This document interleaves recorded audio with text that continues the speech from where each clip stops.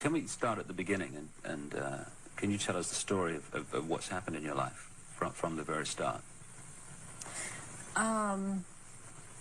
Okay, what I can tell you is that before I started looking into my life, back in 1989, I was starting to have flashes of things, and my life was not what it seemed to be, which is why I started looking into it. And what I found out was that I had a lot of missing time, and a whole lot of missing time, as to what had occurred in my life. And when I started looking into what had happened in my life, it was the only way that at the time that I knew, was to start going to see a therapist. Within a year, I was talking about memories of being sexually abused by my father, which was part of what was supposed to happen. And I was starting to talk about mind control issues, and I was talking about ritual abuse issues at the time, and I didn't have the whole thing put together. It's taken me years, all these years. It's taken approximately almost 10 years to put this together, what has happened to me. And in the process, I have lost everything that I ever had in my life, and anything I held dear in my life. I was bred for this role that I fulfill, and it was planned from before my birth, and it was because of the bloodline of my mother's family, which comes down through Ireland, but before that, it began in France. It was through the Marquis de Stac, which he came to Ireland and changed the name to Stack, and then I was chosen. And the birth was planned. My parents were forced to move down to this area for the reason that the High Council is down here, which is, there are 6 councils of 13 in this country, and the High Council is down here. We're talking the United States? The United States, yes. And so from the time that I was a baby, I was being abused and traumatized, and on purpose, for the mind control that they need someone to go through to do whatever they say, to be as just a puppet in that they can control every move. And you don't remember, I didn't remember a lot of things, because I have, as a result of all of this mind control, split off many parts that all hold memories, hold feelings, hold programs, hold information, and I've been working very hard to pull all of that up. And it's been a long, slow process for me, because there don't seem to be a lot of people in the field that I only felt was the only way I could go was psychiatric and psychological. They don't seem to know what is really going on, and I believe that a lot of them are afraid of being sued should they suggest something, and so they cannot lead or suggest. And it's been a process of me having to trigger myself to remember, and be around people that can help me with that can't really be touched by the False Memory Syndrome Foundation. So what happened? You say you were abused as a child as part of this compartmentalizing of your mind. What went on after that, as you got older? Well, they start with wanting to make you an obedient slave at first, and so they do a lot of sensory deprivation, they do a lot of sensory overload, and they switch between the two, and they do out-and-out torture. They take a small child and they electroshock. In my case, it was electroshock to the brain, and they would take away my chance to sleep. They kept me awake for many hours at night, would not let me sleep. And I was also told things as, this was before the age of 5, I was told things such as, they would make me drink water, and they would say, if you pass urine, you're going to have to drink it. And they would make me drink it. And if you have a bowel movement, you're going to have to eat the feces, which is also what happened to me. And then they would play, there was a programmer that was programming me, a very infamous person in history who actually has been in this country, and he was known as Dr. Green. Who he actually was Dr. Mengele, from Joseph Mengele, from the concentration camps in Germany, and he was he stayed a lot at China Lake Naval Weapons Station out here in Southern California, in the desert area. And I would be around this man a lot, and he used to tell me that the scar that he had on the left cheek of his face was actually from, he was into fencing, and that it was from that, but actually the scar on his cheek was from one of his own programming techniques, that he would put a child in a box and with a sword and tell the child to defend the box, even if it meant his own death.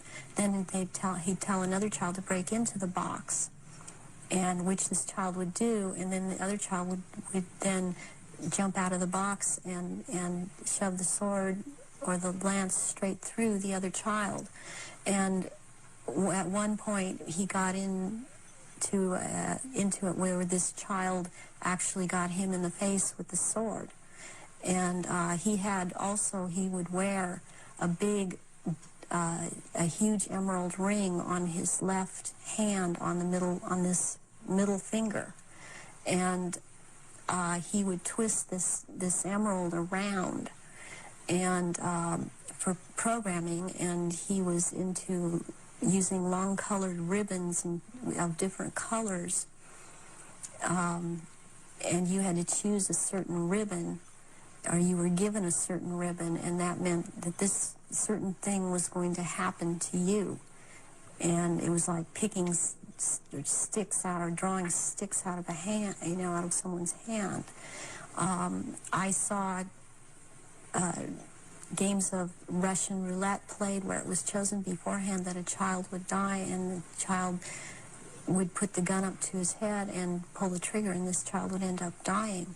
But it was meant to scare all of us, keep us in terror, as there were many other children that were around me that went through the same thing.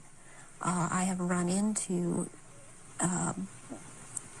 people from my childhood that have known me, and I've recognized their names, and even if they change their names and change their hair color, as I have done, they have recognized me, or I have recognized them, and I know their name. They know my name. There isn't any way for this to have happened. It's just beyond coincidence. And when you get older, I mean, they start taking, this programmer in particular, Mengele, would take me to rituals. I went to rituals with him all over this country and in Britain and in France, and it was known by intelligence agencies in this country that this man was here. They brought him here. Is that Project Paperclip you're talking about? Yeah. Through the OSS. And my family, or my so-called family, are all DID. They have not, they are very well programmed, and they have not sought help. They have not gone in and tried to figure out what's happened. They believe they've had this certain kind of life that they've had, and as far as they are concerned, I am crazy. And they have much different memories of what I have, and I was always told certain things by my parents that my sisters were never told. And biologically, I have to add at this point that my mother is my mother. I am not biologically related to my father. And this has to do with the bloodlines, and his was considered impure. And this is all about purity of the bloodline. And that is why I am involved in this. There are people that are involved in this that it is not so much because of bloodline, but they have the ability to dissociate and be used as slaves by these people. You say that you come from a certain bloodline, and there is this obsession with bloodlines that this Brotherhood Illuminati have. Why is that? Because what first started coming out was about the Aryans, and the purity of the blood. And what it's all about is that the blood and the menstrual blood contains something that is important for the propagation of this race that is controlling things on this planet. And these people that are in the organization that the Council of 13 is under, and they have something called the Grand Druid Council, or the Octagon, they're called the Illuminati. And the Illuminati are actually run by these 13 bloodlines, which are all of the royal families in Europe and in England. And they need the blood because they are, in fact, not human. They take human shape. They are reptilians.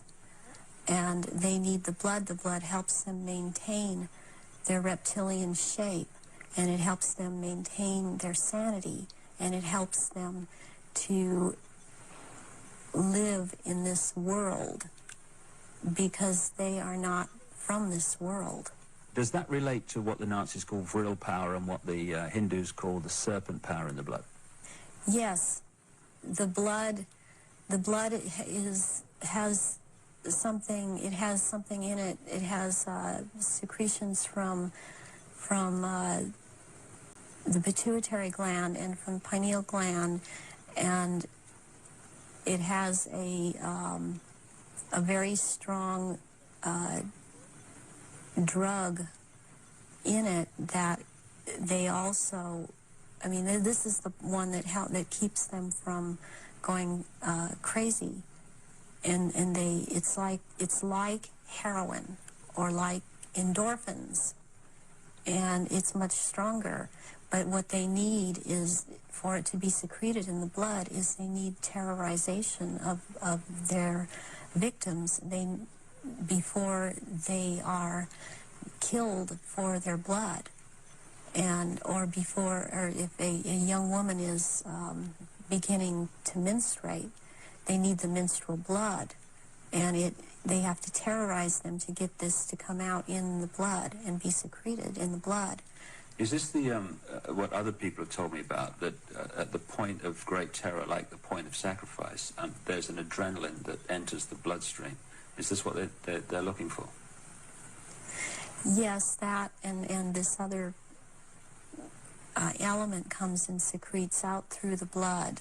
This all comes out through the blood at that time, and it's at that point they are actually staring into the eyes of the head of at some of these rituals, or at a reptilian. They are staring into the eyes of this person, and they're held. It's a hypnotic gaze these reptilians have, and it holds the victim in an absolute trance, in a trance of terror, and then they are killed at that moment as they are staring into their eyes.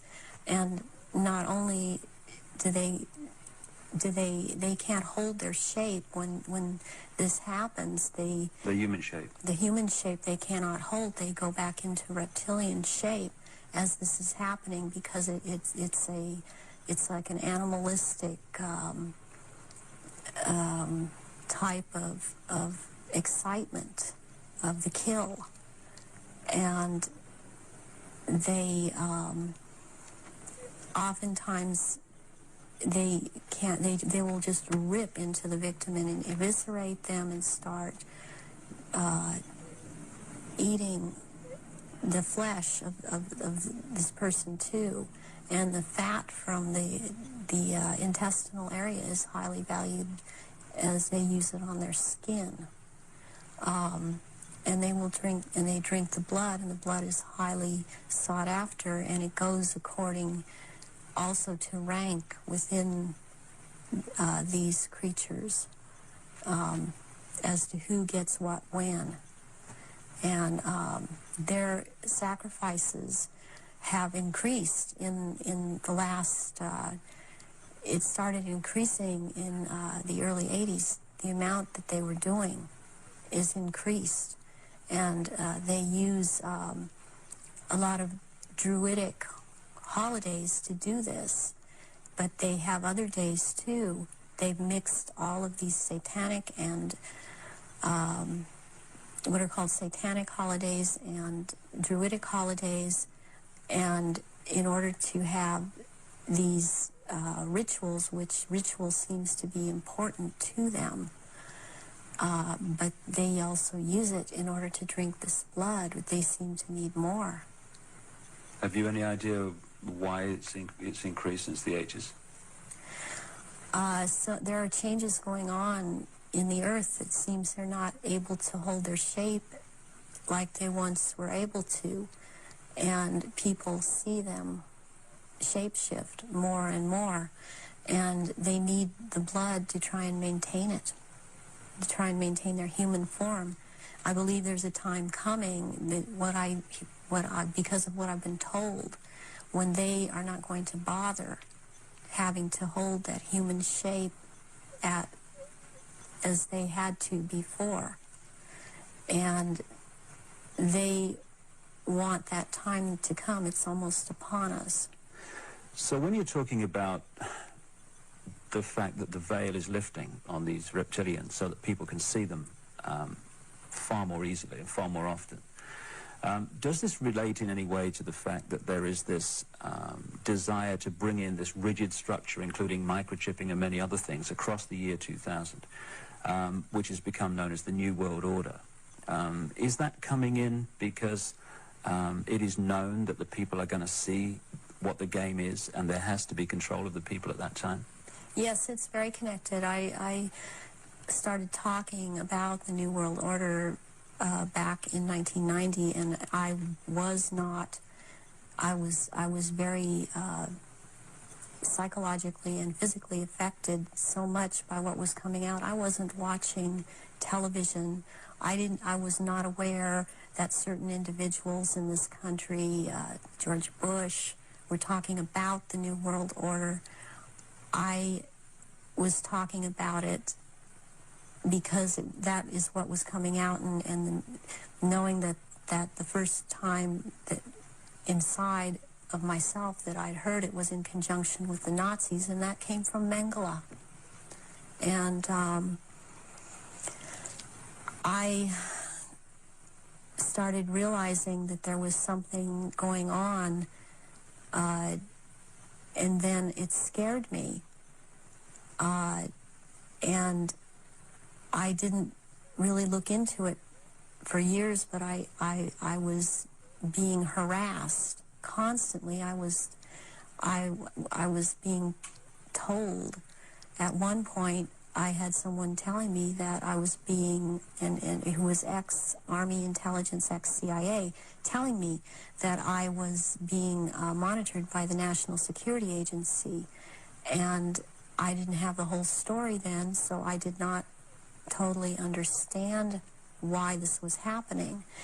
But yet I was being followed by cars or vans that said G12, G14.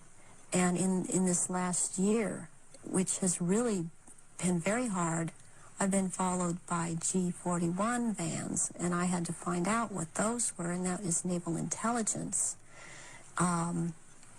But this whole thing is going towards around the year 2000. And when they are going to establish themselves openly as a new world order. And it's headed toward that. And that's what everything is being prepared to, or prepared for. And I have actually got, I've got a sleeping program right now to return, because I've left, but to return for that time, and it's called End Times Programming, or Janus Programming. And Janus relates back to Nimrod of Babylon. Yeah, there is a group that used to be in contact with me all the time, and they stopped trying simply because I didn't obey them. They would be in contact with me all the time. They're called Janus, which is also the two-headed Roman god of change. And their headquarters is in Brussels, Belgium, in the NATO building. And they are a group of psychiatrists and doctors who are into mind control. And they are one of the many groups involved with the Illuminati. And they would contact me and tell me, give me directions that I was to psychically kill this person, or psychically injure this person, or scare this person. They'd give me the location. And I started questioning this, and I had a contact who since has seemed to have disappeared because she couldn't get the funding. And I had called her about this group, and she's the one that was the ex-CIA, ex-Army intelligence person, and she knew about these people, and she said, yes, you're right, this is what is going on. From your experience being brought up in this Illuminati environment, were you ever told anything about where these reptilians came from, and what is the history of it all? I was made to learn through Mothers of Darkness, which is a certain aspect of the organization, because that was an early part of my training, the history of what was the Illuminati on this planet. And what I learned was that the Aryans originally were from Mars, and the reptilians came to that planet they came from another place. They came to that planet. They came to rule, because they wanted to mix, so they said, with that race. And but they became the overlords.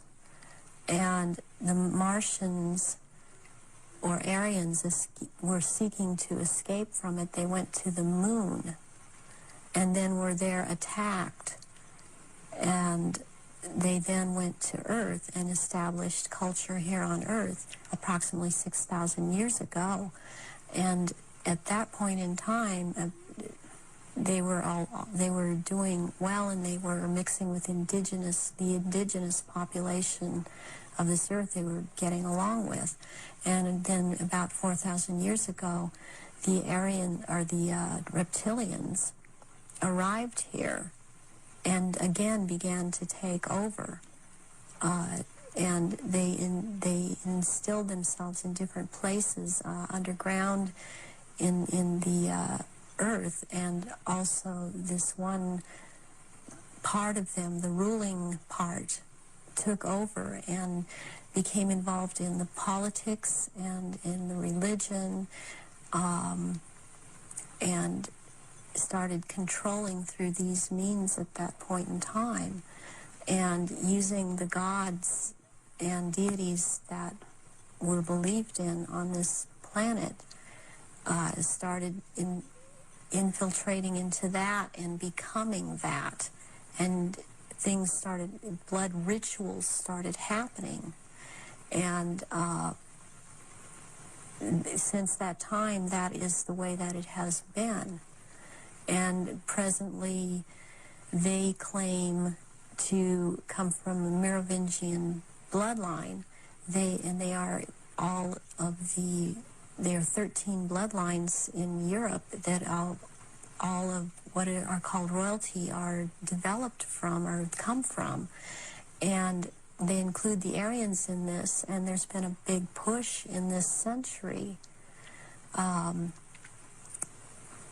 For example, when Nazis came into power, the fascists, talking about the purity of being pure and staying, the Aryan bloodline staying pure, and what it actually is all about is keeping the blue-eyed, blonde or light red-haired people, the bloodline's pure because it is more powerful.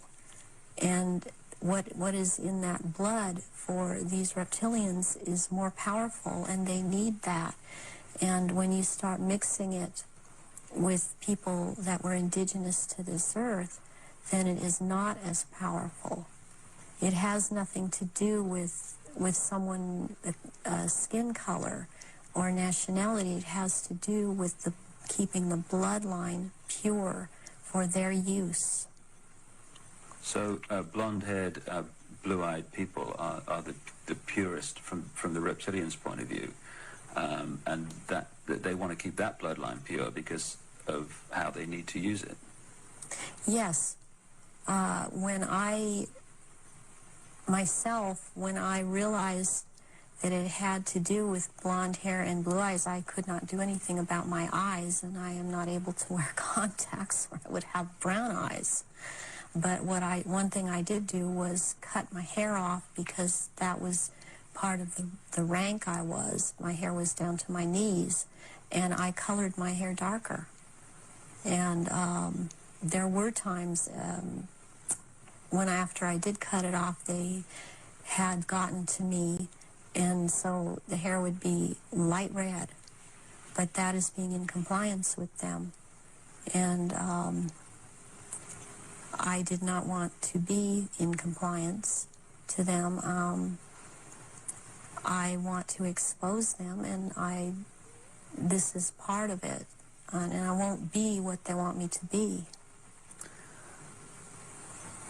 When you look at some of the ancient accounts, like the Sumerian texts and many other accounts, they talk about the gods interbreeding with humanity. Is this relevant to the reptilian way of infiltrating the human race? Yes, it is, because human beings all through the ages have accepted God's interbreeding or being accepted as humans, and that shows in Christianity, it shows in Judaism. It also, they have used Egyptology or the Egyptian religions a lot, and the present head of the Illuminati compares himself a lot with the Egyptian god Osiris and Horus, which is Osiris reborn, and also with the Arthurian legends of the Round Table. And he has a name, the name that he carries from that is Pindar, which actually means phallus of the dragon. And the other name, Osiris, he has carried because he takes the name at this time, the Marquis de Libero, which means the liberator of or from the waters. And the story of Osiris is that he was cut into 14 pieces and thrown into the River Nile. And the one piece, Isis found the pieces and put them back together again. And she could not find the 15th piece, which happened to be the phallus, so a gold phallus was made. And this is very important in this group in the Illuminati. This is important, and it's important to think that about the head of the Illuminati, because what comes from a golden phallus would be a superior seed for a race, and this is how this is what they are doing with all of these bloodlines to keep the bloodlines going, are impregnating Aryan people of Aryan blood that hold high stations with them, impregnating them with this seed of Pindar. And therefore it's important to keep this history in mind and the names in mind that he is going by at this time. So would it be correct to say that the reptilians came to this planet because the Aryan Martians came to this planet, and that the Aryan Martians gone somewhere else that have followed them there? They would have pursued them all over the universe, yes. Can we now go into some specifics about your own experiences? What were you brought up to do? You say that you were identified as a bloodline before you were born. What was the role that you were brought through to play? The role that I was brought through to play was, as in the Illuminati, was as a goddess. Specifically, the address is Mother Goddess, Starfire. And the Starfire goes back to the blood in the menstrual blood, what is contained in that. And the address, the way that I was addressed was Mother Goddess. There are only 3 Mother Goddesses. There can only be 3 at a time on this planet, and there is a male equivalent of which there can be only 3 of them. Why mind control someone to conduct these rituals, like yourself? Why don't these reptilians just conduct their own rituals? They don't seem to have the psychic abilities, and they look for people that have that and people in the bloodline that have that. And I've had that. I've had a tremendous amount of psychic ability, and so I was picked and bred from before birth, and this is also something that other survivors that have been in high positions have known about me and told me. What's the connection then between you having psychic abilities, those being recognized from the start, and you being brought through to conduct their major rituals? Well, it's kind of twofold. First of all, they needed the psychic abilities because they control or attempt to control events, because I would have the ability to foretell what was going to happen, and they needed the information to just try to control it to an outcome that was good for them. The second thing is that during the rituals, you had to have psychic ability. You have to be very powerful in that way to call out the old ones that are also reptilian, that come from another dimension. They actually they materialize from out of another dimension and are present at rituals, and they are so powerful, and their presence is there's such an evilness about them, and they want out of this other dimension, and they can't, they have to be called out by someone who has that power, and the reptilians don't have this power. That's very important, that they don't have this power to call out these old ones that have to do with them. And what is it that humans have that the reptilians don't have, that means they don't have the power to connect interdimensionally, and some humans do? We have the ability to foresee, to be able to become vibrationally higher, and see into those levels, go into those levels, and in fact, agencies use this. They call it remote viewing. To go, these humans have the ability to go into the past, to go into the future, to go to other places, to astrally leave their body, astrally, and to see things that we've always had this ability, and it's like having the third eye, which they don't have. They don't have this ability.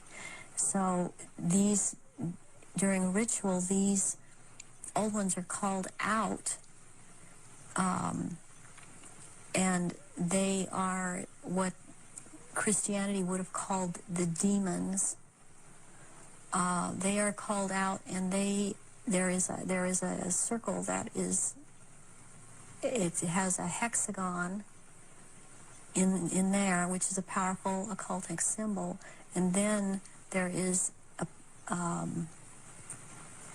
pentagram, and then there, in the middle of that, there is a triangle, and if you're the one calling them out, then you stand in the triangle so that you're not devoured or taken by these creatures that come out. That creates an energy field around you, which they can't penetrate. They can't penetrate it, and they cannot get outside the pentagram. And they want out. They're always demanding to be let out. And so you have to be very powerful to keep them in line and to make them go back when it is time for them to go back. Why do the reptilians want to manifest these quote, demons at the rituals? It brings power to the rituals. It brings power to them. They are told things by these entities, and they are encouraged to go on with what they're doing, and knowledge is imparted to them through these entities.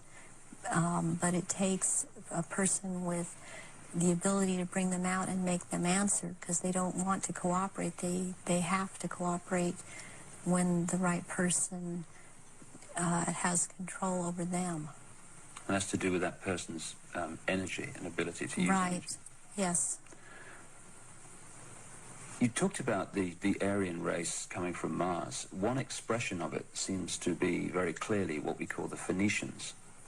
The Phoenicians had two deities, St. George, which became a British deity, who defeated the dragon, which seems incredibly symbolic, and also St. Michael, who, according to the legend, banished Satan, or this negative force, into the abyss. Is this symbolism of the abyss anything to do with the fact that these reptilian demons of another dimension are somehow locked in a time-space prison, and they can't get out, and they can only get out when they're brought out in that way? Yes, they want out of that dimension. They have been thrown into that dimension, and they can't leave that dimension. And that's actually what the abyss is about, is being in a different dimension. It's like something to do with the fourth dimension. And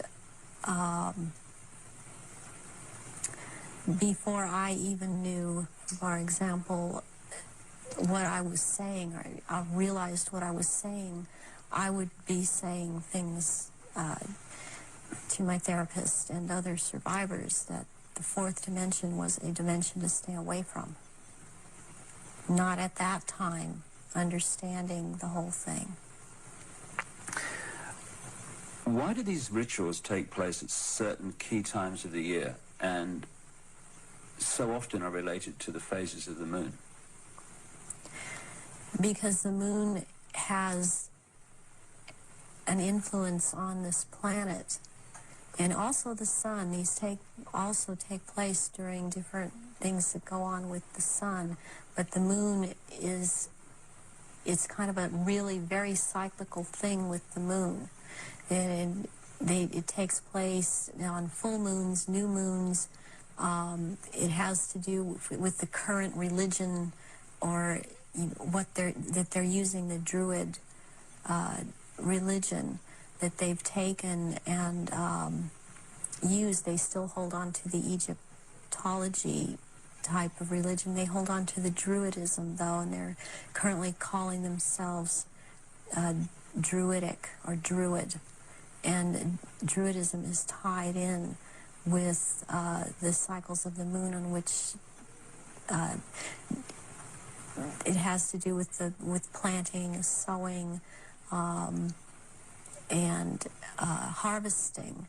And there are so many days that they can use from this to their own purpose and their own end, that they bring it about. There's a lot of ritualization with Druidism, and they love ritualization. So take us through one of these rituals that you conducted at the highest level of this global brotherhood. What would happen? There were people that were bred from birth. They were bred to be ritual sacrifices. I have a problem with what they is said a lot today, especially by the False Memory Syndrome Foundation, that how could all of these people disappear, or how could all these babies be born? I worked with a nurse midwife. We did home births, and it's very easy not to register a child when it's born.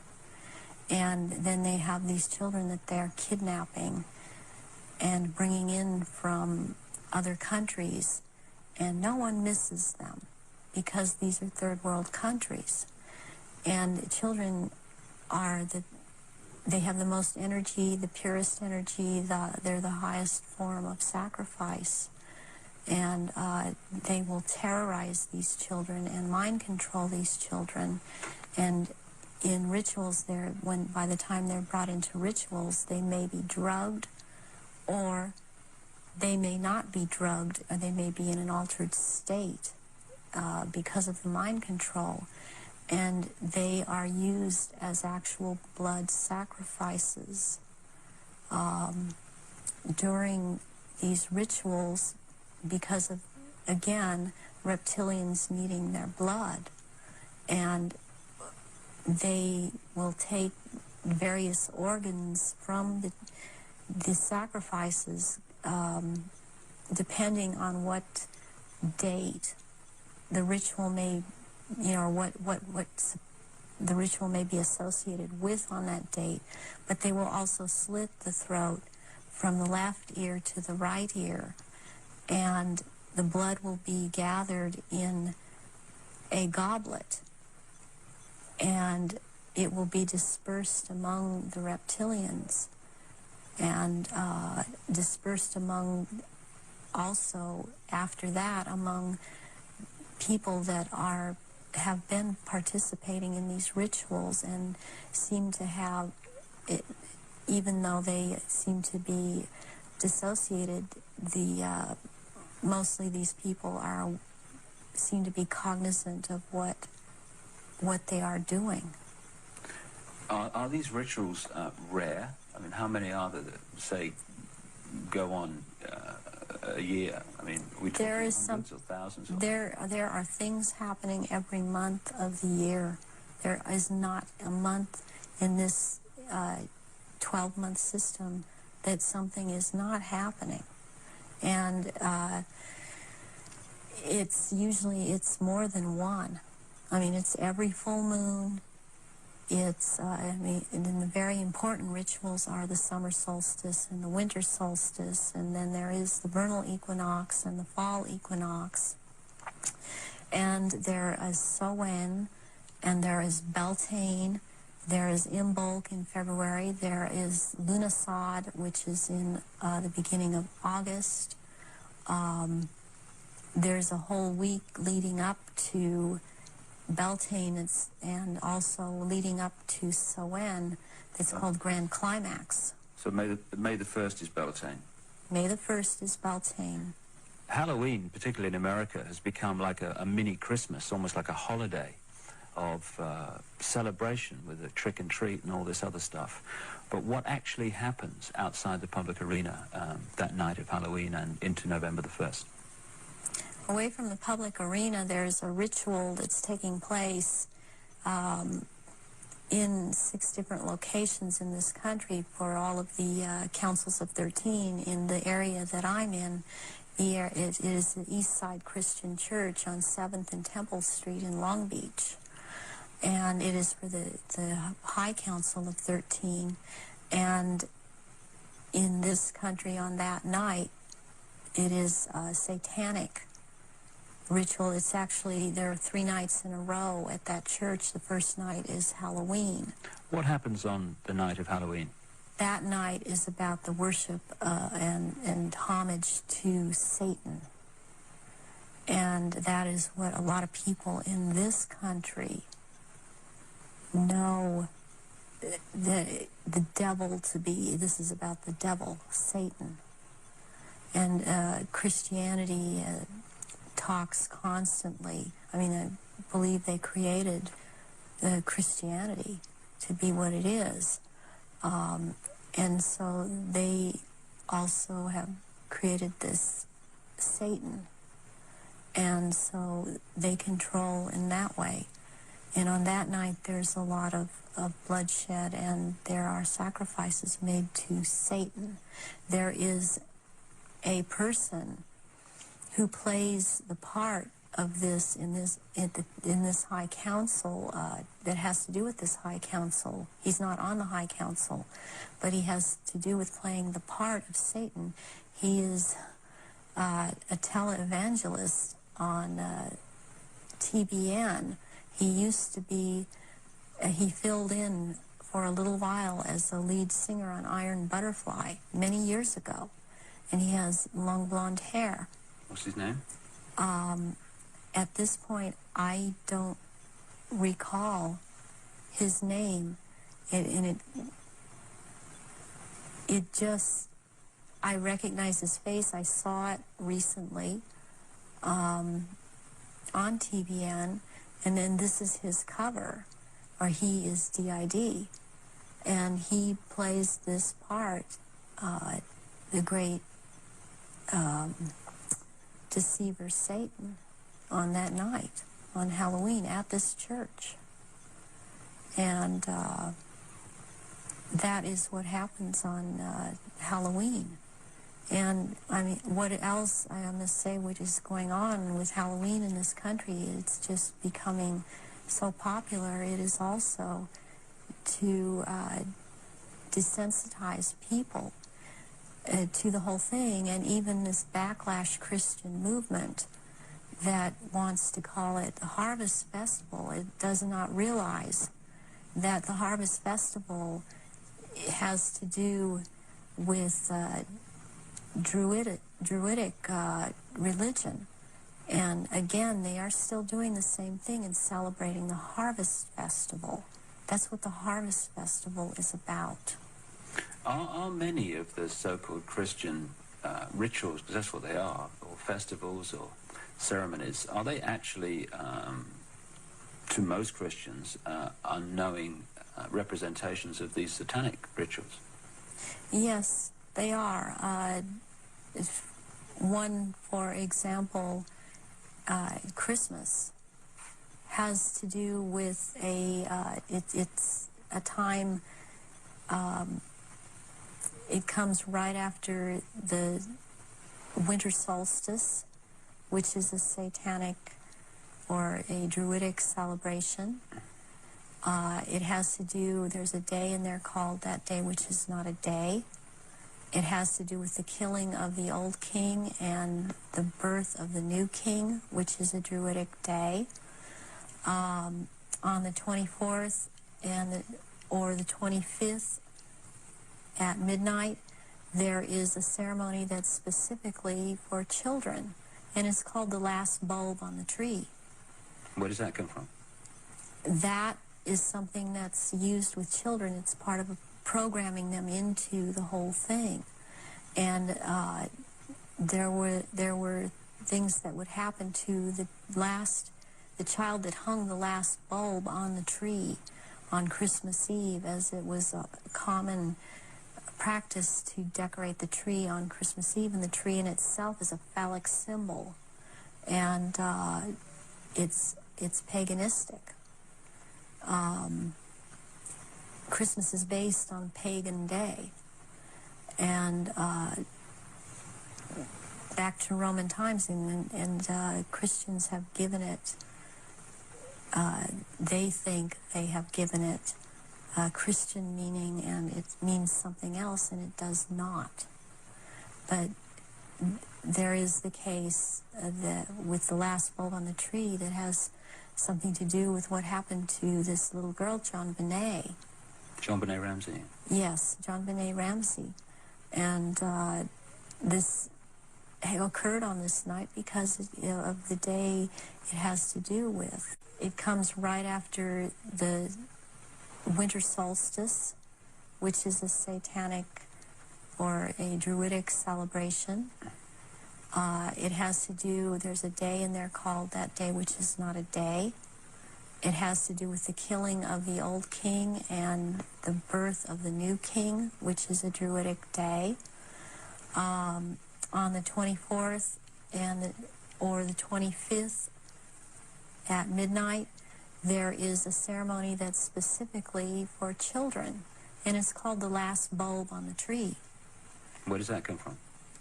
That is something that's used with children. It's part of programming them into the whole thing.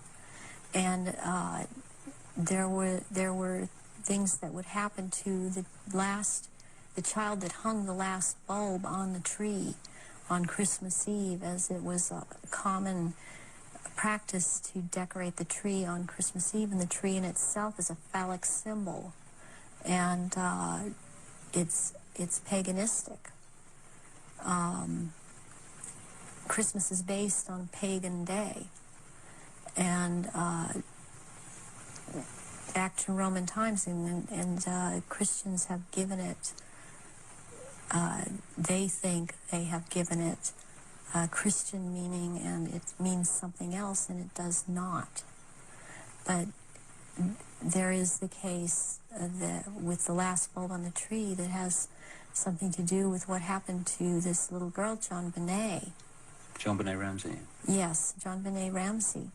And this occurred on this night because of the day it has to do with, and the ceremony that it has to do with. And there were rituals done on that night to these little children.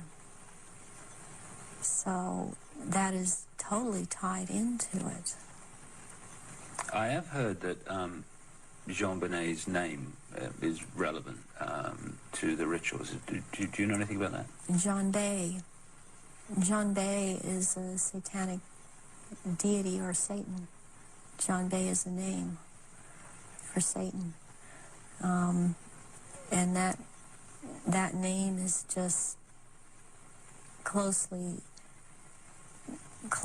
tied in. It's so close, and I don't understand why it hasn't come out, and that I know of, it hasn't been talked about. But that is why she was killed on the day that she was killed, and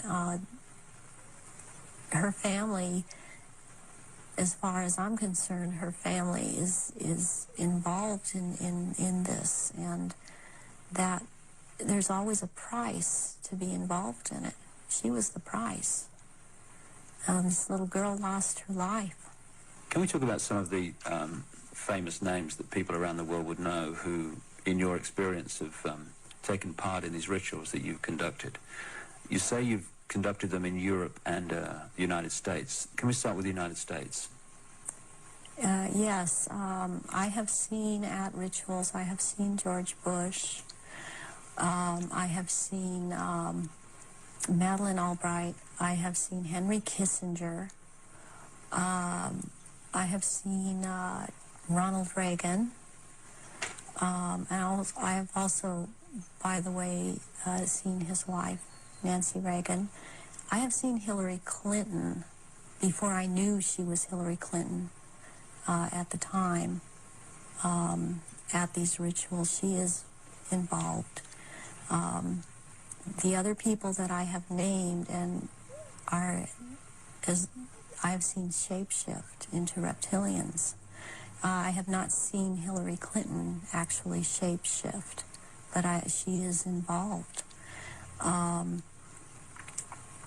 I have seen the two sons when they were young, the two sons of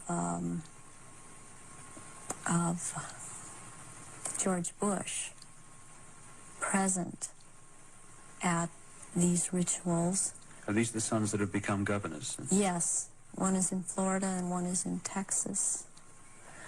I have seen, did I mention J. Rockefeller? And he shapeshifts. I've seen George Deukmejian and Ronald Reagan again, having been governor in California. There have been people such as Newt Gingrich I saw, and I didn't know at the time that he was Newt Gingrich. I recognized that he was Newt Gingrich when Clinton came into power, and after he was, Newt Gingrich was then elected Speaker of the House. And I was horrified to realize that this man was also there. All of this has affected me to the point I don't vote. All of these people seem to all be connected to the Illuminati, and I don't feel like being part of having anything to do with them. Presidents like Carter and Ford and Clinton. I've seen Ford there. Gerald Ford. Gerald Ford, yes. Are they all reptilian bloodlines? I haven't seen Carter shapeshift. You've seen him at rituals, have you? Yes. Gerald Ford, I have seen shapeshift. And Johnson also. Lyndon Johnson. Lyndon Johnson. Also, Dr. Joseph Mengele, who took me around to these rituals a lot of the time, was also a shapeshifter. And there were also people that there are people in the European countries that I've seen shapeshift and be involved. And this it doesn't surprise me any more than it does the people in this country doing it. Is just for some reason more shocking, and it cuts even deeper. Because I've seen the Queen Mother there, and I have seen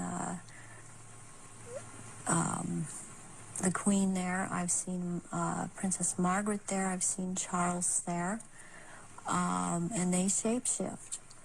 And I have seen this. I'm not coming up with his name right now, but he was president in France after de Gaulle. He was there. I've seen him there. I've seen the Rothschilds there. I used to see the Rothschild that lived in England there, but the one that still goes there and is a shapeshifter, Guy de Rothschild, Baron Guy de Rothschild, has been to all of these rituals and has been over in this country under the name of Dr. Barrington and tried to program me, and has impregnated me several times with eggs that were taken from me years ago and were impregnated with semen from Pindar and then placed back into my uterus. This has happened to me twice, once at age 39 and this year right before I turned 43. And I had told my therapist ahead of time, before I ever could have known that this had been done to me. And it's happened at a certain place in where I have been living in the San Fernando Valley. It's happened at a house on Tyrone Street in Sherman Oaks. And my understanding is that there have been other survivors that have talked about this location as having been involved with programming and so on. And Baron Guy de Rothschild has tried to program me. All these years he has been trying to control me, get me back under control. And the Marquis de Libero is someone else that attends all of these functions and since he is the one in power, he attends all these functions. I have seen Tony Blair there, and he shapeshifts. I have seen Prince Philip there. They all have their quirks as to how they act, even in their reptilian form. And they all, they act, they don't act all like robots, but they have their quirks, they have their so-called personalities, but they are all cold-blooded. They would kill at the drop of a hat. I have even, since I've seen the picture of some people that are talking about this subject, I've seen them, when I've seen their pictures, I recognize them. I did a double take a few weeks ago when I saw, again, someone who's been talking about around this subject, and it seems to be popular right now. Who's that? This man by the last name of Sitchin. I've seen at rituals, and he is a shapeshifter. And I did a double take when I saw the picture of him, because I recognize him. And there's another person that I've seen, this gardener Sir Gardner. Is that Lawrence Gardner? Sir Lawrence Gardner. And he had recently written an article that was out in Nexus magazine. Part of it was about the menstrual blood, and what really triggered me was when he called it starfire, because that is the name of one of the aspects of the three women who are the dressed mother goddess. That is my name in all of this. So this man, I have seen, he has lots of power within this sect, reptilians, and he's someone that you would want to watch out for outside of this too, as is this Sitchin person. What do you remember about Zachariah Sitchin? Zachariah Sitchin was someone in the rituals attending the rituals who was not a major player in as far as the rituals went, but was someone that others present did not make remarks at, or were very careful as to what they said around him. And he was talking about, he would be talking about doing away with people, persons that were in his way, or were putting out information that he didn't feel that he wanted put out. He is very much a disinformer, and that is his job, to disinform about what is going on with the Illuminati and with the reptilians. He actually warned me off from investigating the reptilians, interestingly. Where do the rituals take place that you've been involved in, involving the British royal family? Glamis Castle, Stonehenge, Balmoral Castle. I have reason to believe there's a church, and I think it may be Westminster Abbey, and there is a Mothers of Darkness castle or chateau in Brussels, Belgium.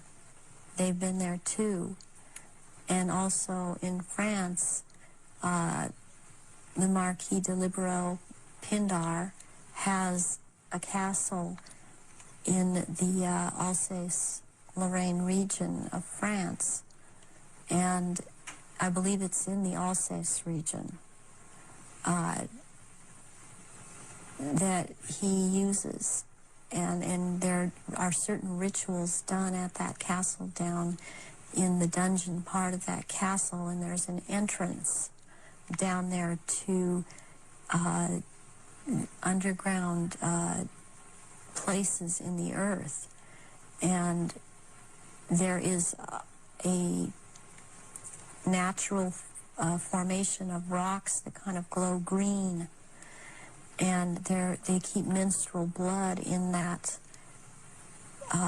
formation, and this green glowing from these rocks actually turns the blood a darker color, and it's called black blood, and it's used in certain rituals. But there are also, they keep small, there are smaller, less developed little reptilians that are kept down there. They're kind of pets. But one other thing that's also down there, there are eggs. It's like a nest of eggs kept down in that part where it's warm. It's very warm down there. into this entrance, and these eggs are kept down there incubating, and they are the reptiles' eggs, and that's where they keep them. What are your memories of conducting the rituals for the royal family? What happened? What were they doing? One thing that sticks out in my mind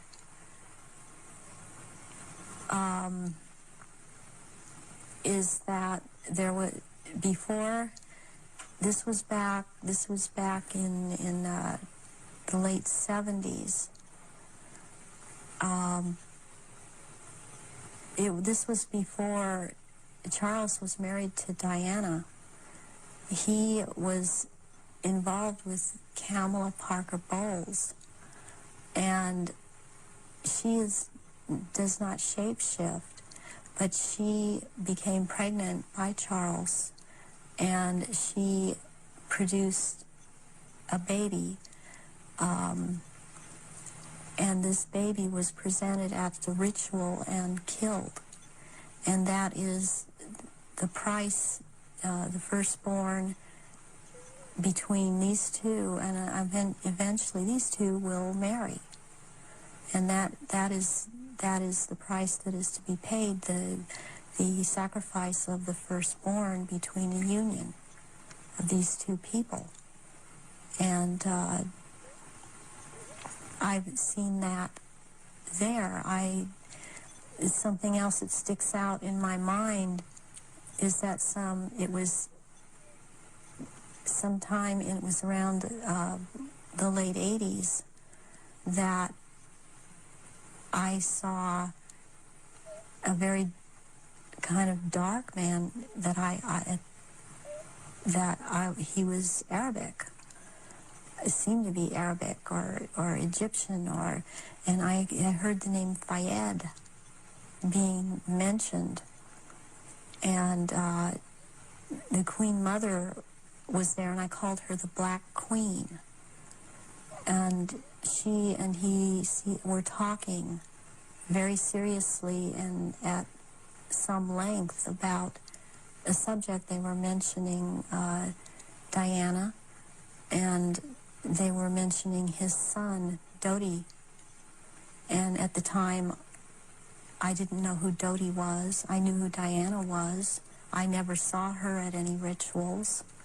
Where did this conversation take place? This took place at Balmoral Castle. And I heard them talking about a marriage between these two, and I thought at the time, well, she's married to Charles. Can there be a marriage where she's married to Charles? I didn't understand why the Queen Mother and this person that I now know to be Dodi Fayed's, because I heard Fayed, Muhammad al-Fayed, talking, and I'd seen them together I saw them at Balmoral Castle. I overheard the conversation at Balmoral, but I'd seen them also at Mothers of Darkness Chateau in Brussels, and they were talking about a union between Diana and his son Dodi back in the late 80s, and I did not understand at that time, because I understood Diana to be married to Charles. I knew that she was married to Charles, and they had 2 children, and they were about to have another. And the Queen Mother, all I could pick up was that for some reason that there was a malevolence towards Diana, and Diana I had never seen at a ritual, I wondered what she knew about all of this. What have you seen the royal family do, the Queen Mother, and the other people you've seen in the rituals? What have you seen them do? I've seen all of them drink human blood and consume human flesh, and they have their own goblets in which they have blood, and these goblets are encrusted with jewels. And they also have their own daggers, and that the dagger goes into the goblet, and they stir the blood around with it, and it's also a what it is, it's a symbol of the phallus going into the vagina when they're doing this. And I've seen them do this, and some of them have even, like the Queen Mother I saw with, she had her own little, it would, like, almost, it's between a very elaborate ornate chair or a throne kind of thing brought in for her to sit. And because before these rituals actually start, there is a kind of people move around the room and talk, or recognize one another. It's a formal kind of a ritualistic setup, the way they talk and the way they introduce each other. It's like a court. What are they wearing? They're wearing robes. They're not wearing anything underneath the robes, and the robes are very ornate. They all have, the one thing in common they have is they have a red color like blood, and some of them have purple, and they have gold kinds of lines running through them. They have the Merovingian symbol of France, the fleur-de-lis, and there are jewels that are sewn in at certain points on these robes, and they wear these robes, but they don't wear anything underneath the robes, because what is going to happen, what the rituals are all about, they're going to shapeshift, and they can't have anything on under the robes. And there are orgy kind of things that go on at the rituals also. And involving the royal family of Britain? Yes, involving the royal family of Britain, and the sacrifice and the eating of, consuming the sacrifice, and they are involved in that. And you've seen them do that? Yes, I have seen them do that. People in Britain, listening to what you're saying, would obviously be staggered, I guess anywhere in the world, but what would stagger them mostly is, in Britain, the Queen Mother has an image of being the nation's grandmother, the nice old lady, and good old Queen Mum, what a lovely lady. What's your experience of the Queen Mother? She is very cold in reality, and she is very cruel, and she is very different than she comes across to the public. She's cold-blooded.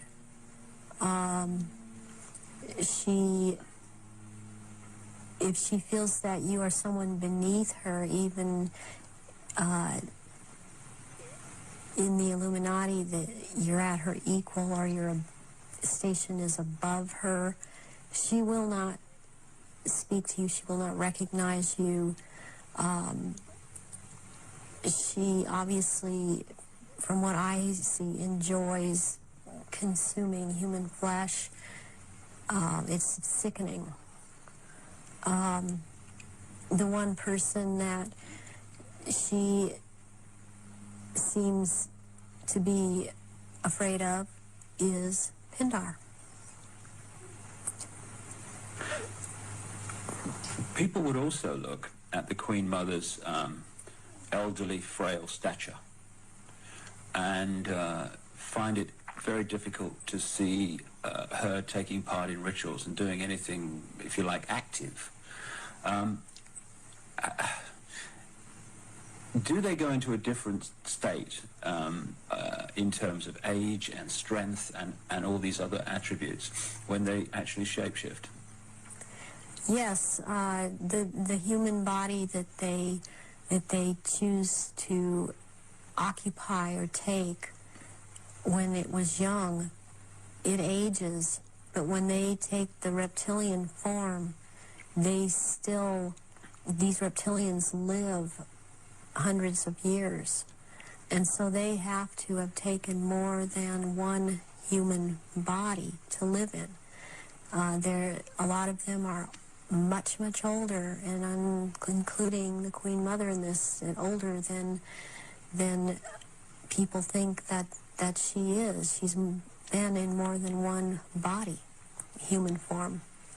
And when the time comes, if it is time for her to go on, it has been chosen that she still has, it's known that she still has life or years to go, again, she will be put into the body, the essence of her, and the reptilian form will go, or the essence of her will go into another body that is also has the ability to shapeshift into reptilian form. One of the pure reptilian human bloodlines. Yes. What happens when, take the Queen Mother as an example, what happens when they shapeshift? I mean, what do you see? You start to see changes happen, and they're happening so fast that it's almost, it's the closest thing that I've seen to it is what they're now doing with computer technology. It's just a literal transformation that happens very quickly, and they get taller and they get bigger, and they don't look at all as reptilians like they do as humans, and thus the wearing of the robes, because if they were in clothes, the clothes would be torn apart. So let's take the Queen Mother on this subject as an example. We recognize her as a frail old lady. What does she look like when she shapeshifts at these rituals?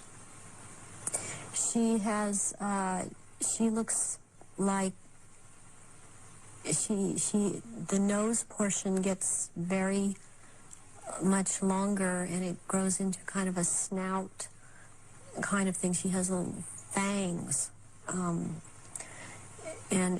incisors as teeth, and there's a tongue. They all seem to have this kind of tongue when they're at this level. The tongue has a lot of long, hairy or pointed projections coming out of it. It's very long.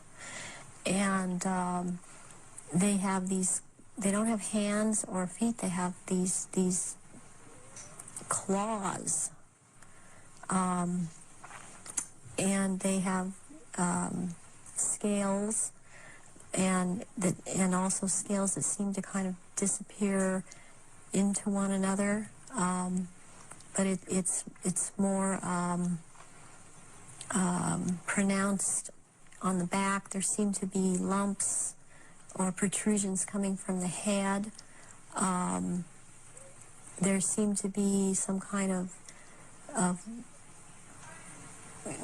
growth appendages at where, on the back, and they seem folded, and not all of them have that. And there is a tail, and they a lot of times will keep the tail curled, and and I've seen her when she's very displeased with something, as I've seen other members like this. This tail is whipped around, very agitated, and they do, and she hisses. What color are they? Which one in particular? Take the Queen Mother as an example. She's kind of a beige color on the underside, and by the time you're going up around to the back and the tail and the top of the head and on top of the nose, snout, whatever, it's coming to a very, they're dark speckles or large speckles of dark browns. And the eyes, usually, they're large, they look like, they're very round, and they look like they're coming out of their sockets, and very protruding, and usually the color ranges from a beige to a gold to a dark greenish gold, and then there's this dark slit up and down, a vertical slit, and and the eyes will look hooded, and when they look hooded, it's a very frightening thing, because it seems that when the eyes are hooded, they're about to do something. What do you mean by hooded? The lids come down, and it's almost, I guess it would be the same thing in a human as an expression of someone's got an idea. And how tall are they when they shapeshift? They're just about 7 feet tall. Some are a little shorter, or to a foot shorter. Some are a little bit taller than 7 feet. So what would the Queen and Prince Charles look like in their reptilian form? As to height? As to general appearance?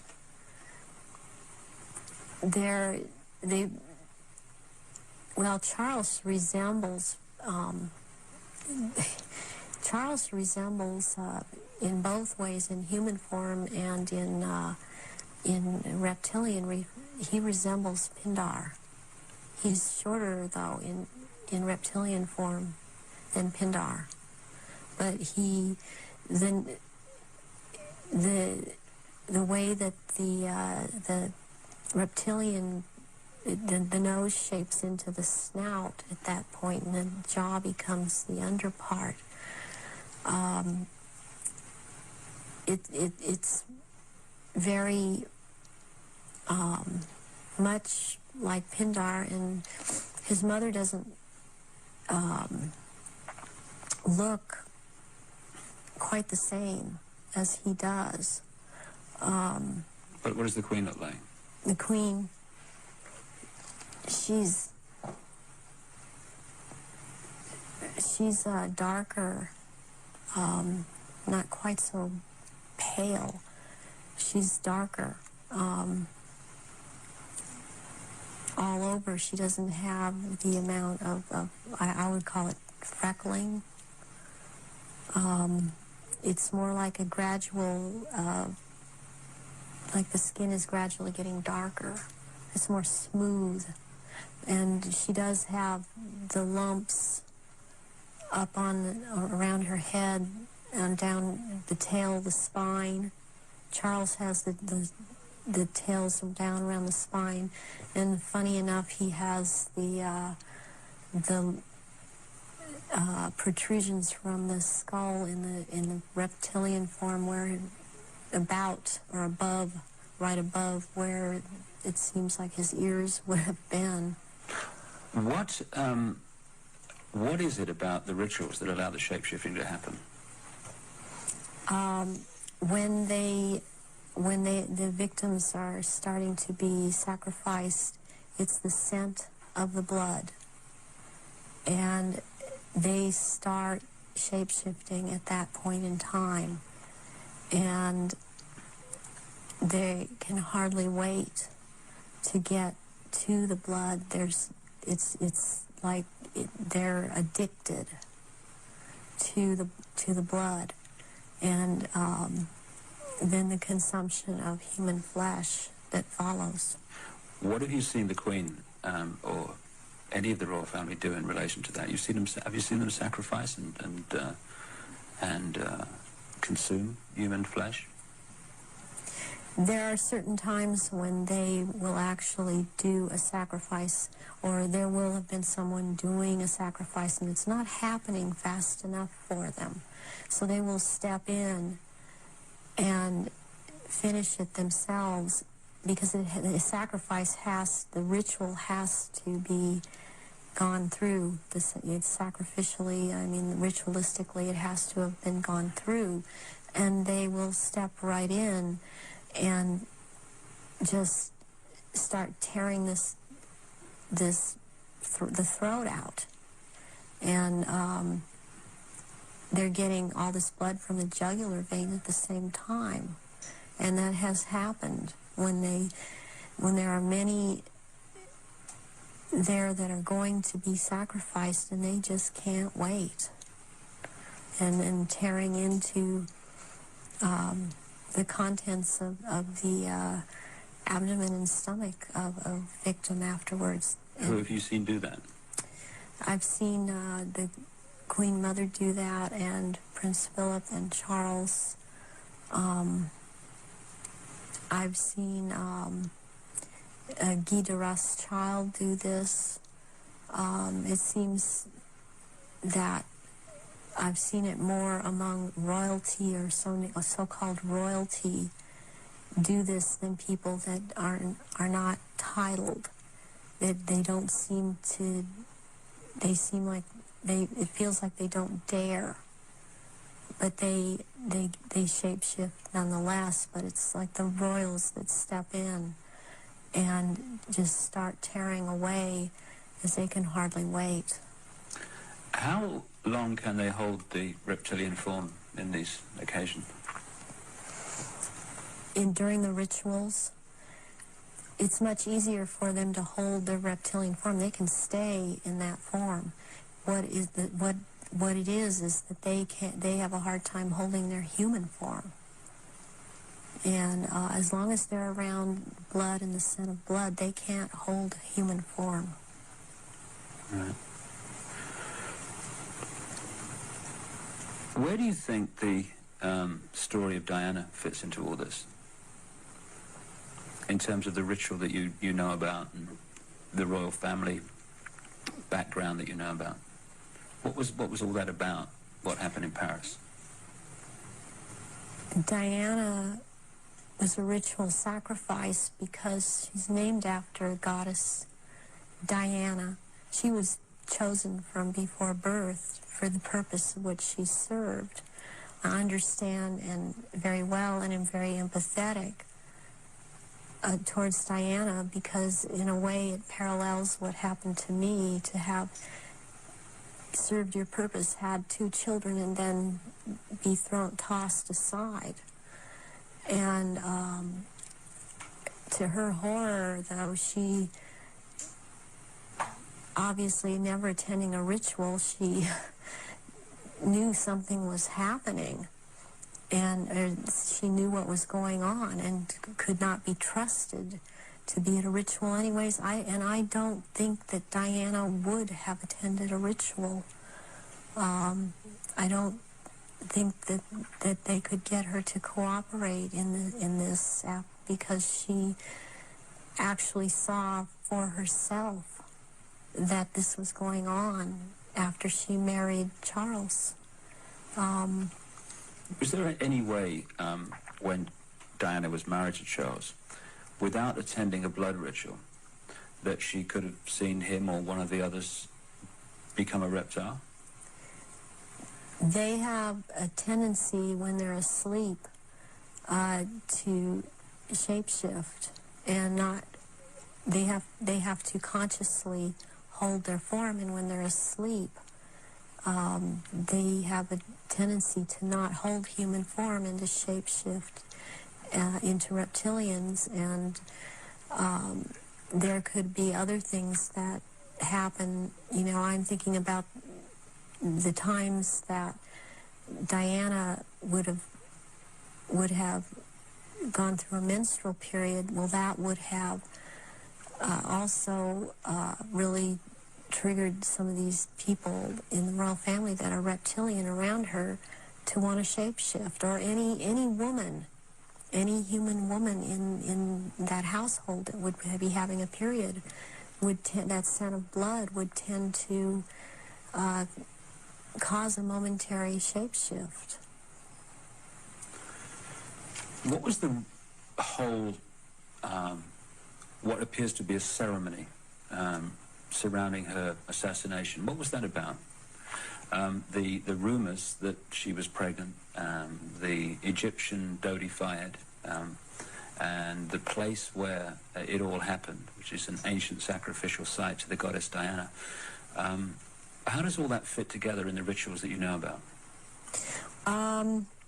Okay, the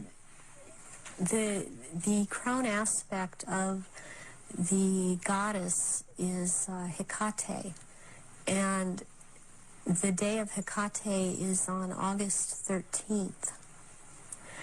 And what is very prevalent in this with the Illuminati and what they've done with the Druidism and other and Egypt, the Egyptian religions, is they like to mirror the numbers. And so as like, for example, with the goddess Isis, her number is 18. When you mirror it, it's 81, and that is the number of the sister of Isis, Nephthys. And Nephthys was considered the evil sister to Isis. With Hecate, what I think happened here is that she was sacrificed, and it was a very important sacrifice because 3 people died, and it was a picture of the triad of Isis, Osiris, and Horus to them. Horus being the unborn child of Dodi Fayed that Diana carried and was 3 months old, which is another very important fact, a number that's important to them, to be 3 months old. Sacrificial babies are taken in utero at 3, 5, and 7 months. And when I heard about this was a deal that I understood now had gone down. And she had to die in that tunnel because that tunnel is a passageway for Diana, the goddess. And she died at the 13th pillar again because of Hecate. And she died on the 31st because it's the mirror image of 13. And my understanding of what I get inside of me, and because I was told by Baron Guy de Rothschild last beginning of February, when he was in this country and he was there to try and reprogram me again and impregnate me, was that he was in the tunnel that night. He had to be there because not only was it a ritual death of Diana, this was also about taking her soul. And he was taking the soul of Diana, which no one else there could do. Whoever was present there could not do it. He could do it. And he was in France. This is the hypnotic stare you talk about. Yes. And drawing in the breath.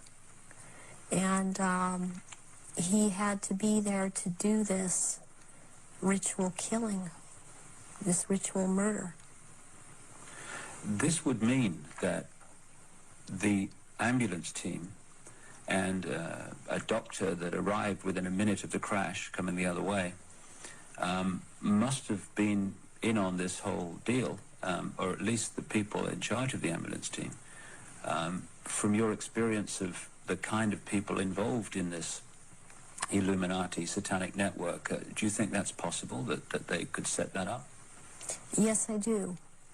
I've seen a lot of things set up that if you did not know, if you weren't in on the so-called inner circle, or know what the Illuminati can do, because they depend on people not believing they're really there, you would not, you would have a hard time believing it.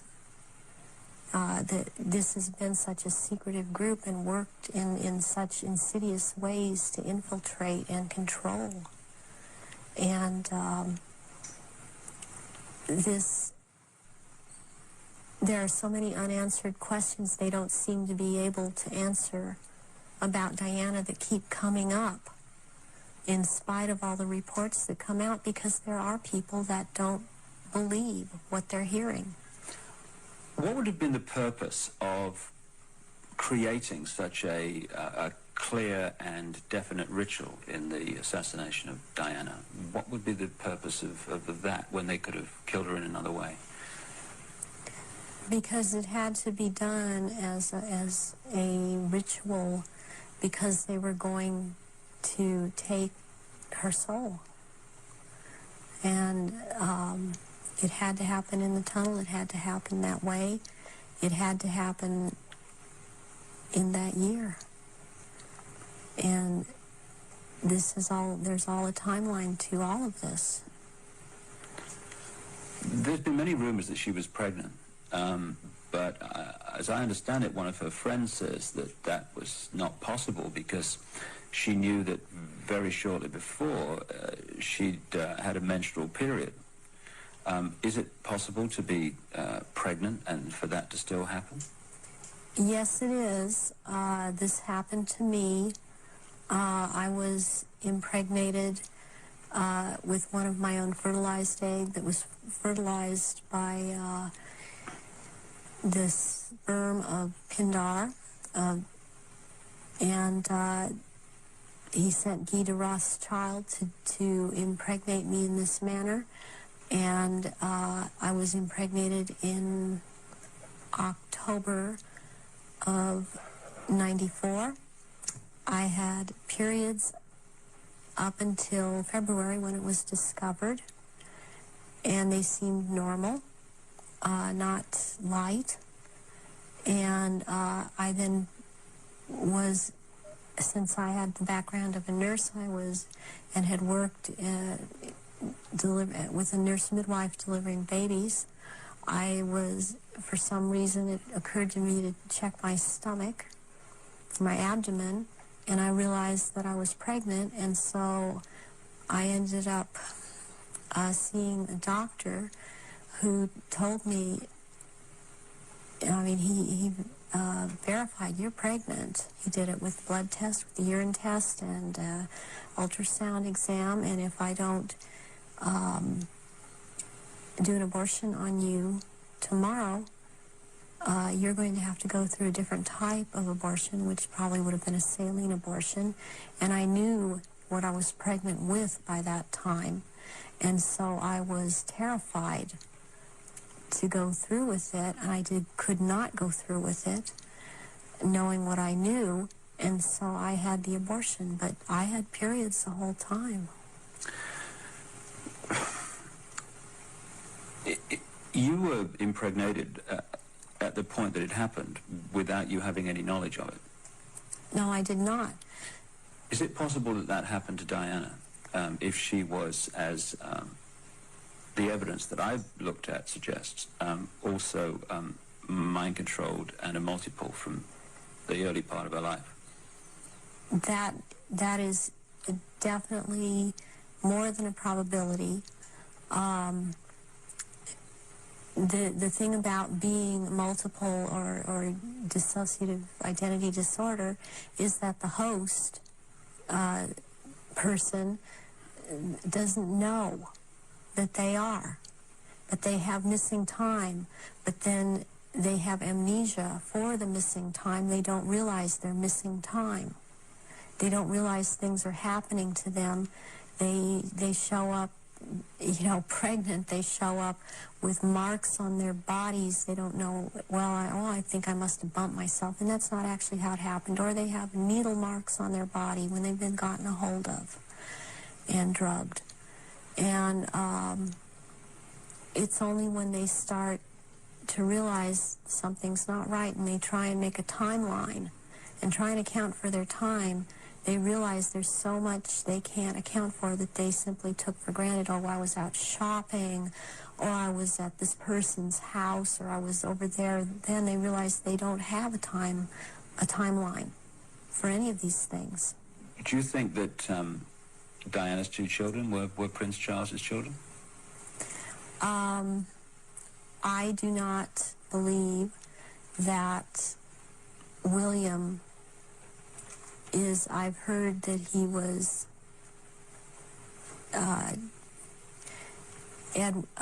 Charles's son. I've heard about someone else, and I believe that it was neither. I believe that this child of Prince William is the son of Pindar, and she was impregnated and she did not realize that. When you look at the ritual nature of all that, you've got Osiris, it would seem, symbolized by dirty fire. You've got Isis, symbolized by Diana. Presumably the baby, quite obviously, symbolizes Horus in Egyptian legend and ritual. Why create that in a tunnel in Paris at that time? What was it designed to do, to symbolize or whatever? It's to symbolize, it's part of symbolizing getting the world ready to recognize the Horus that is about to come upon us in the year 2000, as the year 2000 is the age of Horus and Osiris reborn. And there's a sacrifice involved. And the sacrifice is the mother, and the sacrifice is this child. And yet it involves another child who yet lives by the same mother. And you're talking about William? Yes, I am talking about William. What would have happened to Diana in your experience of the ritual, and what would have happened to the unborn child after the events in the tunnel in Paris? That Diana left the tunnel dead. She didn't leave that tunnel alive. That ritual, she had to die in that tunnel, and they had to take her soul in that tunnel, and they had to take the soul or developing essence of the unborn child. And in the hospital, it follows logically, according to what I know about what they do, that they would have taken the uterus and the fetus from Diana, that would have been taken, and as a ritual that would have been taken, and they would have removed other body parts. And done what? Distributed them for high Illuminati members to consume, because this is a ritual sacrifice.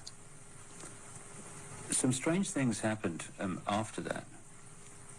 Strange things happened all the way through it. But suddenly the decision was made that she would not be buried in the local church where she wanted to be buried, but on an island among the trees in a lake at Althorpe Park. And Earl Spencer, her brother, claims through a dream he was inspired to put 4 black swans on the lake. Therefore, from your, again, knowledge of the ritual, what does all that mean? Why do that? Because 4 black swans have to do with 4 directions, 4 seasons. They have to do with sealing something for all eternity. To have 4 of something black, like that swan's figure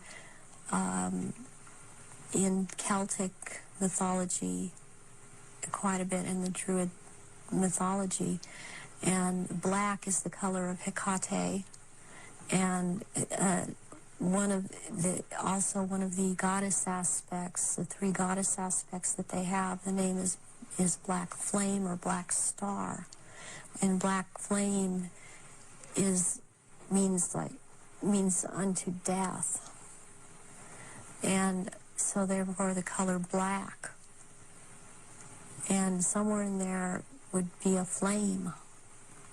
The decisions after her death to put her on an island among the trees in a lake and the 4 black swans were all, at least on the surface, taken by her brother Earl Spencer. Have you any experience of him? Earl Spencer, I have seen at rituals. He's definitely tied into it. Her family has been part of this. She has this bloodline. I have not seen him shapeshift, but he's tied into it. You've seen him at rituals? Yes, I have. Sacrifices took place? Yes, I have. What about her father? Any knowledge of him? Her father was present at rituals. Her father would have been involved way before Diana was born. For her to have been involved and watch her actions after she was married, cutting herself, being anorexic, being bulimic, these are so indicative of someone who has been involved in mind control, has been hurt, and has been forced to follow mind programming. That this would have started when she was a little child, and her father would have been involved. So if they got her into this mind control stream from birth, presumably they would have been able to shape events right from that point to the 13th pillar. Yes. Yeah, they would have. When somebody becomes what we call multiple personality disorder or dissociative identity disorder, there are many programs that are induced, that can be induced at any point. I mean, you've got the machinery in place when they're a very small child, and as they're grown, they can install programs at any point and have different parts hold these programs, and they can be made to do just about anything. They're taught things such as red light is a green light, go through the light. They drive faster than they realize they're driving. They are able to memorize or see, just glance at something and right away just pick what the point is that they're going after for some reason, or they can memorize phone numbers in just a glance. The car hit the 13th pillar, driven by Henri Paul, who was missing for 3 hours that night, a man who's been connected to both British and French intelligence. Given the obsession with the number 13, it seems beyond coincidence that with all those pillars in the tunnel, it hit the 13th. Is it possible to mind control someone like Henri Paul so that at speed they could pick out the 13th tunnel, the 13th pillar? Yes, yes, it is. He also, it's very, very possible that he was drugged and programmed in the time he was missing. It's possible for him to have taken medication but not have it affect him at all. Does that include alcohol? Alcohol also, yeah. And then maybe later or not, it would affect him, depending on if that's what the program was for it to affect him. But it might not affect someone at all. I've been through this myself, so I know this to be true. And what happened to you in this instance? It was a very bad time in my life. The one time in particular I'm speaking of, where my then husband told me that he wanted a divorce, and I took approximately 8. I don't remember what the dosage was, but 8 Xanax pills in front of him, and I drove from where I lived in Orange County to the Norwalk area and went to see my therapist, who was holding some groups in this area, and I did not feel the effects of the pills at all when I drove to see him. I did not feel the effects of the pills at all when I left there an hour and a half later. And I had no car accidents. I was not stopped. My driving skills were very good. And I've seen this happen with other people that have had the mind control programming and this DID, and you just swallow up medication and one part holds on to it and it does not affect the body. So if you're in a compartment that is not connected to taking the pills, you're not affected by it. But if you were put into that compartment that took the pills, if you like, you would be affected by them. Yes, and you can also have, what they can do with you is have a whole bunch of alters or parts lined up that, okay, you will be out from this point to this point, and then this next part, will be out at from this point to this point. They can keep going like that. It can be a very complicated, long thing, but they can line them up that way. But that's the way the programming goes. Do you think this could explain the apparent mystery of a alcohol reading of Henri Paul that was equivalent to 8 Scottish on an empty stomach, while the video evidence of the Ritz Hotel security cameras is that this was not a man in the minutes before he drove Diana into the tunnel that was in any way at that level of drunkenness? Yes, that can very well explain it.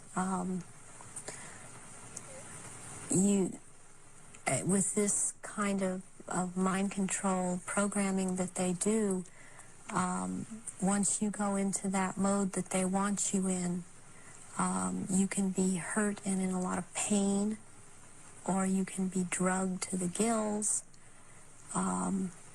or have drunk too much, and you appear to be in no pain at all, appear to be perfectly with it, and you don't feel it. You feel all right. People would find it difficult, just coming from their own experience and observation, that someone could drive a car into a tunnel at considerable speed and pick out among 30-odd the 13th pillar. How is that possible to program someone to do that? Because that someone has been taught and programmed and taught and programmed and taught for quite a while how to do this at a very fast speed.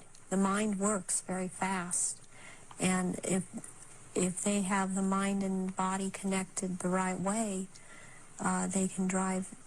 This person would have been able to drive into the 13th pillar at a fast speed.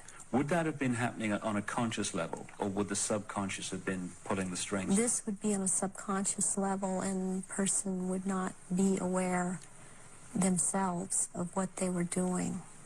In those crucial minutes before Henri Paul got in the car and drove away, would someone have had to have given him the trigger to access and activate the programming then? Or could he have been in some way pre-programmed to be triggered at that time? And if so, what would that be? Well, he was probably programmed to do all of this at a trigger signal. And so what happened is that somebody triggered him with a preset signal that he was told when you are given this signal, you will act out, you know, but the program was already set to go off when the trigger, when he saw the trigger. What form could this trigger have taken? It could have been a hand signal. It could have been a certain type of handshake. It could have been a color that he saw that was flashed in front of his face. It could have been a certain person doing a hand signal. It's most likely that there was a person present that he was to react to when this person said something or signaled him in some way. Given the extent of your programming from birth, how was it possible for you to break out of it, as you appear to have done now? One thing that happened is that in 1989, my programmer handler died, who was Mengele. And he was in this country so much, and I was around him so much, and he had a lot of control over me. And what happens when a programmer handler dies, they usually have taught the person that they've been working with, to be very, very loyal unto death to them. And that's something that they, in the end, it works against everything, because when they die, even someone else coming in and trying to take over, a lot of these altars are not open to that and are loyal to that one person. And in my case, Baron Guy de Rothschild is the one that tried to take over. And for some number of years, there was a lot of the time, half the time they got their way, and half the time they didn't. And in major things, they did not get their way. One of the things that I went out and did in 1993 was I cut my hair off, and because I was publicly seen and known to have very, very long hair, I could no longer be seen. I could not be seen with my hair cut off short. This would have caused a lot of questions with other people that had been programmed. And they still tried to carry on with other parts where I wouldn't have to be publicly seen, because they still consider me to hold this status. And they still consider me their property. I was always told I was their property. One question that people would ask is, given all that you know, why don't they just take you out? They still have plans for me, and this was told to me just a few days ago by someone else who has spoken with Baron Guy de Rothschild, that they have plans for me, and they plan to try to have me back because of the psychic abilities, and that is not going to happen. In the little bit of tape we've got left, could we just turn the subject to the jewelry you've got to your left there? What is that? Was that part of the rituals that you were involved in? The first one, this is a child's ring. It is a 14-karat gold white, or 14-karat white gold ring with a diamond in the middle of a hexagram or a hexagonal shape, and it looks like a hexagon if you were able to look closely at the diamond. This was returned to me by my ex-husband, who told me, well, this was in your daughter's clothes. And this was a message to me, and it was a trigger to me for him to do this. Any high-ranking survivors that I have talked to that know of this ring know that it's from Mothers of Darkness. And it would be very unusual. I mean, I don't know of anyone else that has a ring like this in their possession at this point in time. And what's the necklace? The necklace here is made out of copper, and it's very Egyptian, and it was given to me when I turned 19, and that's an important age because you really start at the position I was at, having these psychic powers in full effect and being allowed to do this in full effect during rituals, and this was worn during certain rituals. Why copper, and why have it at all? Copper is a transmitter. Copper has always been used in the occult. It has a specific meaning. The meaning it has is because I had a triad of altars that were very active in a lot of rituals, and the triad was Isis, Osiris, and Horus. And Isis was the part that drew down the moon. And Osiris performed the rituals, and Horus was what was born of performing those rituals.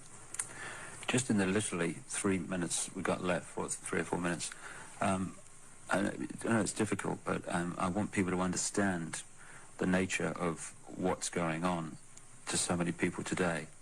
What sort of things were done to you as part of your traumatization as a child and later? I was electroshocked to the extent that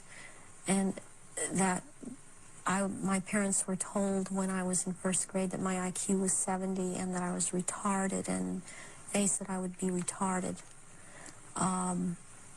I always had trouble in school when I was in school because I missed so much school. My school records are missing. They've just disappeared. I have medical records that are missing. My birth certificate appears to have been tampered with. I have had my eyelids taped open, and so I couldn't shut my eyes.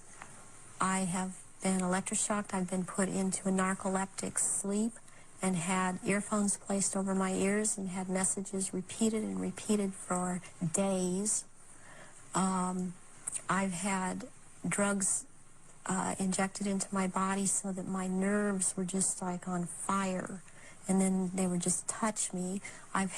Since I wasn't allowed to have marks on my body, they couldn't use a cattle prod on me, but they do use cattle prods on people in torturing them, and they do use electrical stimulation to the genitals and also on the teeth. And they like to inject between the toes and under the fingernails and up in the gums. I've also had some kind of scarring done up through the roof of my mouth all the way up to the brain stem back here that gives me a photographic memory.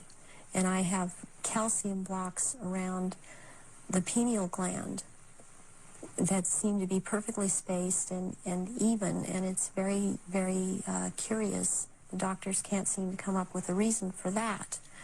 I have been programmed to be anorexic, to be bulimic.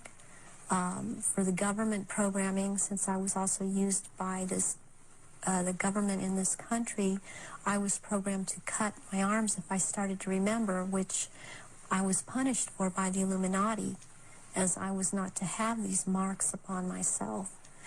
I have I was made to eat my own feces as a little child. I was made to drink my own urine. I was not allowed to go to the bathroom. I was placed in a sensory deprivation tank. I had my shoulders, my knees, my toes, and my fingers, my elbows dislocated and then put back into place when they wanted me to be traumatized. I've repeatedly had phone calls of tones coming over my phone, and tones that you can't make by pressing telephone buttons, tones that sound like sonar sounds from a submarine, tones that sound like they were made by some type of instrument. And I have had directed energy used on me, ELF, low-frequency electric waves used on me, microwave energy, and this in turn has created two different, I would hear one tone in one ear, one tone in different tone in the other ear. It creates a third tone. They're called tritones. They change the electrical activity of your brain waves and to put you in the state they want you in. I have been programmed to run through red light, thinking it's green. There's been a lot of programming done around my children that used my children against me. And it's a very painful subject with me to know that this is happening to my children. The same thing that's happened to me. It's hard, it's easier, I don't know if I can make people understand this. It's easier for me to have, okay, I can handle that I went through this. And what I want most is to expose these people because of what they're doing to children all over. But they're doing it to my children too. And my daughter believes I've abandoned her. My son believes I abandoned him. And they don't have hope when they're children. They don't have hope when their mother's taken away from them and they're told that their mother just left them. So this is a cycle that goes on with thousands and thousands of survivors, not just myself. And this is how they perpetuate it if there is a parent that's protective that believes and has found out this is happening.